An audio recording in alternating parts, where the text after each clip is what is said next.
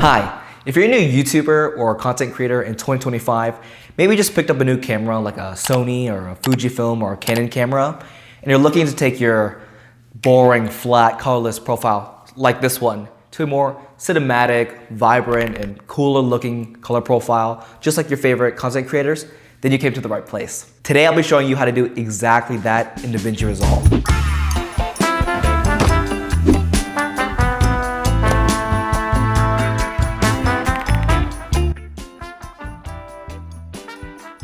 Let's get right into it. So right now the footage is very flat, there's not much color in it, and if I press play, you might see some noise, especially on the top left, top right. The reasoning for this is because I filmed an S-Log3, S-Log Cinetone, and it specifically makes everything very flat so it can retain the most amount of details, and when I'm putting in my LUTs and putting in my other color profiles, all the information is taken out because that's filmed in the log, and then we're gonna put it back in. Okay, so now that we have that established, right now I'm on the timeline, and I'm gonna move to the color tab on the bottom here. Okay, so let me just talk about what we have here. So on the left, I have all my LUTs, the color profiles that I'm gonna be putting into this to make it look better. On the bottom left, I have my color wheels. We're gonna use that to edit the footage later. I got the footage here, and on the right, I have my nodes. Okay, so this first node is, for the video I have, and I'm gonna right click it and press node label.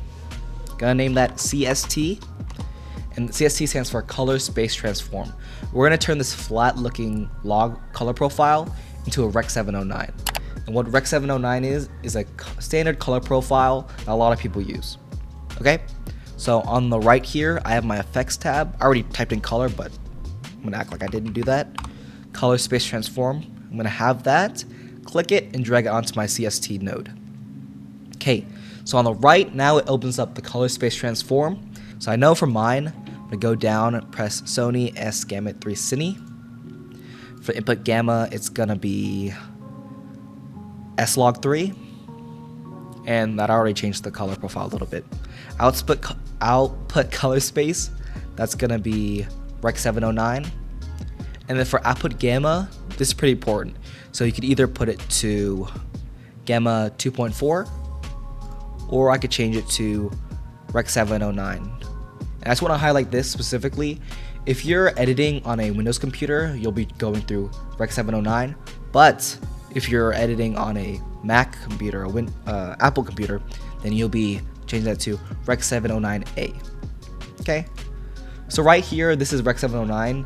Like I said, the standard color profile, and it looks pretty nice. I could see a lot of people using this as it is. So here it is, it looks pretty good, but I want to change it up. I personally don't want it to look like that. Okay, so right here on the node tab, I'm gonna right click, I'm gonna add a node corrector, and this is where I'm gonna put in my LUT. So I'm gonna right click this and name it LUT, just so I know that's where I'm putting it. And on the left here, I already have it open, but this is my LUT folder, and these LUTs luckily are already built in by DaVinci Resolve. I'll put a note here, correct that if that's wrong, but I'm pretty sure DaVinci Resolve supplies these themselves. So there's a lot of different kind of color profiles. Oh, let me add this LUT to here. Okay, so that's attached. So if I hover over it, it should preview the different kind of looks. So these are specifically for Fujifilm, but don't think just because you don't have a Fujifilm camera or you didn't film this on a Fujifilm camera that you have to stick with that. Play around and see what you like. Color grading is subjective, so I personally, and I see a lot of other people, they use this one specifically, the Rec 709 Kodak 23A3D60. It's a pretty standard one a lot of people use, so I'm going to use it for this demonstration purposes. I'm going to go click that and go to LUT. Okay, so that already looks, oh sorry, something that I missed out. If I'm going back to color space transform, the output gamma, it looks pretty dark because I didn't send this to, where is it? Cine Film Log. So what Cine Film Log is, let me disable this so I can show you. Cine Film Log is another really flat profile, but this specific flat profile is made in order to be used in conjunction with these film looks. So let me enable that. I set that and I put my log in there, and let's go to the timeline. It already looks a lot better. As you can see, it already looks pretty cinematic, but we're not just gonna stop there. Okay, I'm gonna right click here, add node, add a corrector. And I'm gonna name this correction. Okay, I'm gonna add this before CST. I have these below here, I have this up here. It doesn't really matter what kind of order you put it in, it just, I like to see this visually that I have this up here. So I see a lot of other YouTubers when they're color correcting, they add 5 or 6 different nodes like white balance, saturation, temperature, contrast. So you can do that as well, separate it just for, it's easy to see and remember, but I don't see any reason why not to just put them all in one. Correct me in the comments if I'm wrong, but I've been doing that and that's how I color correct. Okay, and go to correction here. So I see that it's a little bright, especially in the middle. So I'm gonna go to my color wheels. I'm gonna turn the gain down to make it a little bit darker. Not too much. Okay, and then I see the meat is a little pink, but I think it would look cooler if it was red and maybe the screen would pop more if it was more saturated. So I'm gonna add saturation there. Not too much, but not too little. And let me see what happens if I change the temperature. So if I change the temperature to left, it'll be bluer. To right, it'll be yellower. But let me put that back to 0. I just want a little bit, not too much. In general, in my opinion, when color grading, less is more. Okay, let me see if I want to up the contrast or lessen it. Kind of want. So if I up contrast, I feel like the subject in the middle is more popping in your face, and I kind of want that. So let me bring that back to 0, see how that looks. Oh, no, not 0, 1, I mean.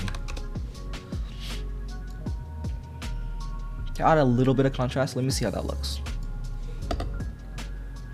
Let me full screen that so it's easier for you guys to see. That already looks great to me. You know, everything around here is a little darker, and because of that, it really showcases the meat well. Okay? I like that. Okay, that was one example, so let's go on to the next. So I'm just gonna run through this again. Node label, CST, color space transform, drag it on there. For me, gamut cine, slog3, rec 709. And because we're adding the Kodak LUT, I'm gonna make this cine film log. Gonna add a new node. Rename that LUT. Gonna drag that LUT here. It's already looking pretty cinematic. Let me play this. This here, as you see, got a little brighter. I guess I was adjusting the f-stop. Okay. So now let me correct that a little bit with my corrector node.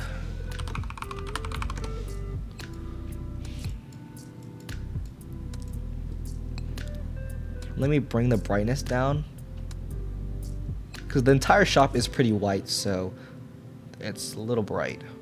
Let me bring the saturation up. And look, I'm liking this.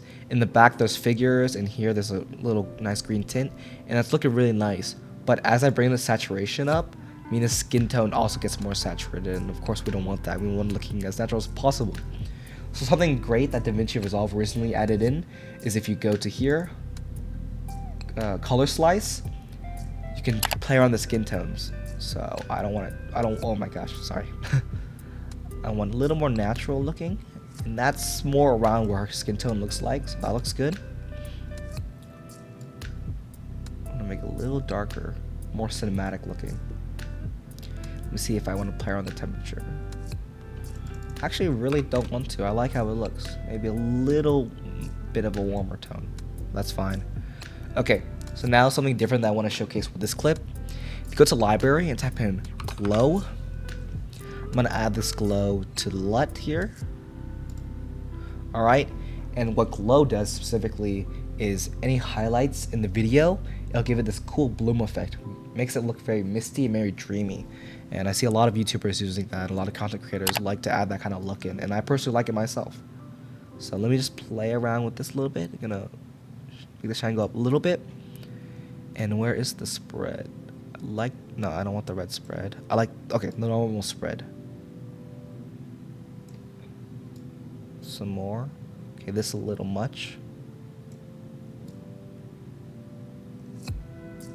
I like that. Versus standard, versus spread out more. You can also change the saturation color of the spread. It's a little much for me. Let me see how that looks. That's not bad. Let me try to dim the brightness of the entire thing.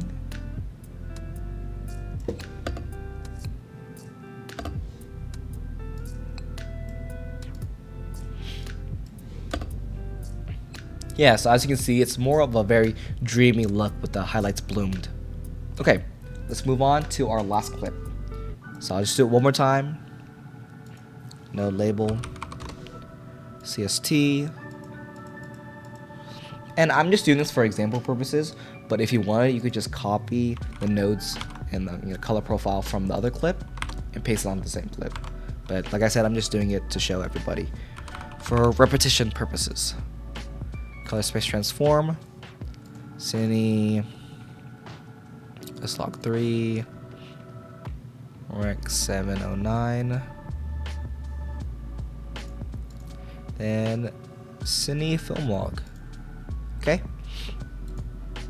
Gonna add my LUT node. Gonna add that last Kodak LUT. Ooh, that definitely does not look usable or pretty just yet. Gonna add another node. Let's name it correct. Oh, correct. Add that before CST. And everything's really exposed, so I'm gonna bring that down. I think making it warm will look pretty good. This looks pretty white right now. Let me add color boost to that. Temperature and the blue, that vitamin shop. Ooh, I like that. That yellowish looks a lot more cinematic. Okay.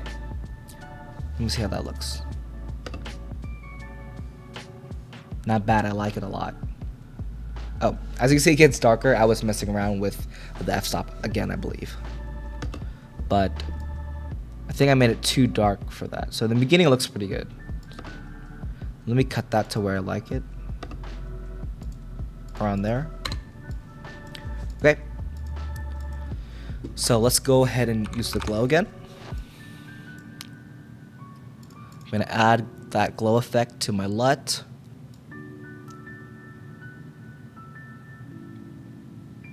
Gonna add that, make it bloom. Whoa, that looks interesting. Just play it around to see what I like with it. Is that too much? I think that's too much. I like that, should be good. Let's let me try the gain. Just not too much. Ooh, I do like adding that saturation, making it a lot more warm.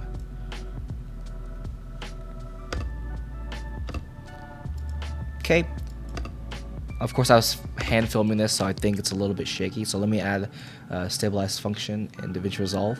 And another thing I like to note when I'm filming things, I typically like to hold it as though like I'm a ninja, a little ninja walk, because I want to minimize the amount of hand jitters that I have. So that's a lot easier to stabilize in post. And now that we're finished color correcting these clips, let's see what the final result looks like.